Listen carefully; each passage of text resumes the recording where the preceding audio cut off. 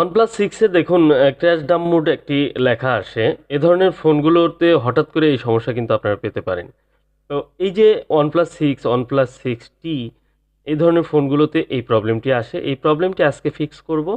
আর আপনারা জানেন যে এই ফোনগুলো কিন্তু প্রসেসর রিপেয়ার করে বা প্রসেসর রিবোলিং করে এই ফোনগুলো কিন্তু সলভ করা যায় প্রবলেমগুলো।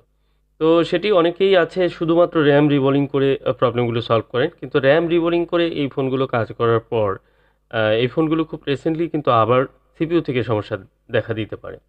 যে কারণে আমি কিন্তু এই কাজগুলো এ পর্যন্ত যতগুলো করেছি আপনারা দেখেছেন যে ম্যাক্সিমাম ফোনের ক্ষেত্রে কিন্তু CPU এবং RAM উভয়টি রিবোলিং করে কাজ করেছি এবং প্রত্যেকটি ফোনই কিন্তু এখনো পর্যন্ত ভালো চলছে। এই ফোনগুলো আর পরবর্তীতে রিটার্ন আসেনি এই প্রবলেম নিয়ে। এর মানে হচ্ছে যে এই ফোনগুলো পারফেক্টভাবে কাজ করতে পারলে ফোনগুলো কিন্তু খুব ভালোভাবে চলে বা ভালোভাবে ইউজ করা যায়। আশা করা যায় যে এই ফোনটির ক্ষেত্রেও তাই হবে। আজকের এই ফোনটি একদম ইনটেক কন্ডিশনে রয়েছে, কোনো ধরনের কাজ করা হয়নি। আপনারা দেখুন। আর কোনো ধরনের স্টিলের শেল কাটিং ছাড়া আমি খুব নিখুঁতভাবে গ্লু কাট করে তারপর এই RAM এবং সিপিইউটি রিবোলিং করার চেষ্টা করব। আপনাদের দেখাবো। ভিডিওটি আশা করি ভালো লাগবে। ভালো লাগলে অবশ্যই লাইক প্রেস করে রাখবেন। যারা ভিডিওটি নতুন দেখছেন তাদেরকে বলবো অবশ্যই চ্যানেলটি সাবস্ক্রাইব করে রাখবেন। আর বর্তমান সময়ে অনেক ধরনের ফোনেই কিন্তু প্রসেসর ইস্যু আসছে, যেগুলোতে কোনোটি RAM, কোনোটি CPU এ ধরনের প্রবলেমগুলো হচ্ছে। তো OnePlus অনেকগুলো ফোনই রয়েছে যেগুলোতে RAM, CPU থেকে প্রবলেম আসছে এবং সেগুলো রিবোলিংয়ের মাধ্যমে সলভ করতে হয়। মূলত এই ফোনগুলো একদম নতুন এবং ফ্ল্যাগশিপ লেভেলের ফোন। দেখা যায় যে দামি, দামি কিছু ফোন আছে যেগুলোতেও এই প্রসেসর ইস্যু হচ্ছে। তো আপনারা এই ধরনের প্রবলেমে পড়লে সেগুলো ফিক্স করার জন্য অবশ্যই একজন দক্ষ যারা হার্ডওয়্যারের চিপ লেভেলের কাজগুলো করে, প্রসেসর নিয়ে কাজগুলো করে তাদেরকে দেখালে আশা করি এই প্রবলেমগুলো সলভ হয়ে যাবে। তবে অবশ্যই এটি খুব সেনসিটিভ একটি কাজ যেহেতু প্রসেসর ইস্যু। আর প্রসেসরটি হচ্ছে আপনার মাদারবোর্ডের বা ফোনের মধ্যে সবচেয়ে গুরুত্বপূর্ণ একটি অংশ। আর এটি কাজ করতে গিয়ে কোনো সময় যদি কোনো ড্যামেজ হয়ে যায় আইসিটি, তাহলে এই ফোনগুলো কিন্তু রিকভারি একদমই না হওয়ার সম্ভাবনা অনেক বেশি। মানে ফার্স্ট টাইম যখন এই কাজগুলো করা হয় তখন খুবই গুরুত্ব সহকারে এই কাজগুলো করতে হয়। প্রথমতই যদি এই কাজগুলো করতে গিয়ে কোনো ধরনের অ্যাক্সিডেন্ট হয়ে যায় তাহলে সেই ফোনগুলো কিন্তু আর রিকভারি সম্ভব হয় না। আর আমি যেহেতু প্রসেসর নিয়ে দীর্ঘদিন যাবৎ কাজ করছি, যেহেতু প্রচুর পরিমাণে ফোন আসে এই ধরনের প্রবলেমগুলো নিয়ে অনেকেই কথা বলেন এবং কি অনেকে আছেন ফোনগুলো প্রবলেমগুলো ফিক্স করার জন্য দিয়ে সাকসেস হননি। তারা পরবর্তীতে যোগাযোগ করেন। সেজন্যই আমি সবসময় সতর্ক করে থাকি যে আপনারা হয়তো ভুল কোথাও দেখাবেন না। যারা এই প্রসেসর নিয়ে কাজ করে তাদেরকে দেখালে ফোনগুলো রিপেয়ার হবে। অন্যথায় ফোনগুলো ডেড বা ড্যামেজ হয়ে গেলে পরবর্তীতে সেগুলো আর রিকভারি সম্ভব হবে না।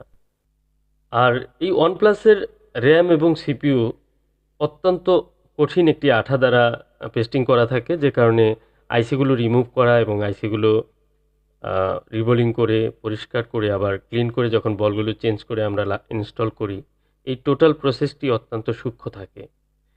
তো অলরেডি দেখুন আমি প্রসেসরটি রিবোলিং করে ইনস্টল করছি এবং এরপর র্যামটি ইনস্টল করব।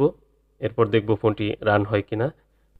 কারণ এই RAM এবং CPU যদি প্রপারলি পারফেক্টভাবে রিবোলিং করে ইনস্টল না করা হয় বা আইসিগুলো ড্যামেজ হয়ে যায় তাহলে কিন্তু ফোনটি আর রান নাও হতে পারে। আর CPU রিভল করে শুধু ফোন রান হলেই কিন্তু চলবে না। সমস্ত কিছু ঠিকঠাক মতো চলতে হবে। যেমন ক্যামেরা, নেটওয়ার্ক, সিম এবং সব ধরনের যে ফিচারগুলো সেগুলো যেন ঠিকঠাক মতো কাজ করে সেই বিষয় কিন্তু চেক করতে হয়। কারণ একটি CPU রিভল করার পর অনেক সময় অনেকেই বলেন যে তার ফোনটিতে চার্জ হচ্ছে না, ফোনটিতে ক্যামেরা আসছে না, ওয়াইফাই কাজ করছে না। এ ধরনের সমস্যাগুলো কেন হয়?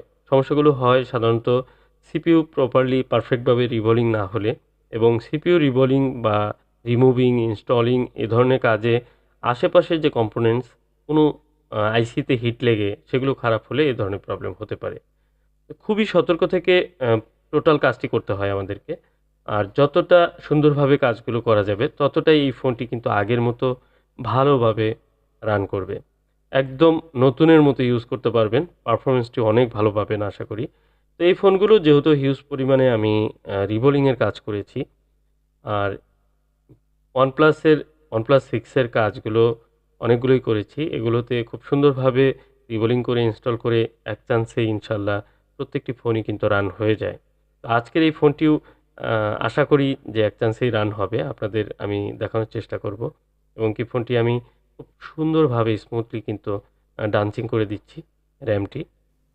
তো এবার একটু ঠান্ডা হওয়ার পরে আমি এই ফোনটি ডিসপ্লে প্যানেলে বসিয়ে নিব এবং এটির থার্মাল পেস্ট বা অন্যান্য কিছু অ্যাপ্লাই করে আমি ফোনটিকে সুন্দরভাবে ফিটিং করে দেব। দেখুন আমি এখানে একটু টেপ দিয়ে লাগিয়ে দিচ্ছি। কারণ হচ্ছে এই ফোনটির খুব সুন্দরভাবে একটু করে কাটিং করে আমি কিন্তু কাজ করেছি। পুরো মাদারবোর্ডটি কিন্তু একদম চকচকে ফ্রেশ রয়েছে। তো আমি প্রথমে দেখব ফোনটি রান হয় কিনা। কারণ দেখুন আগে প্রবলেমটি ছিল রান হয়ে দেখুন লেখা কিন্তু চলে আসছে। তার মানে ফোনটি এখন রান হবে আশা করা যায়। ব্যাটারিতে কিছুটা চার্জও রয়েছে। তো আমি ফোনটি অন করার চেষ্টা করছি। দেখুন ফোনটি অন হচ্ছে।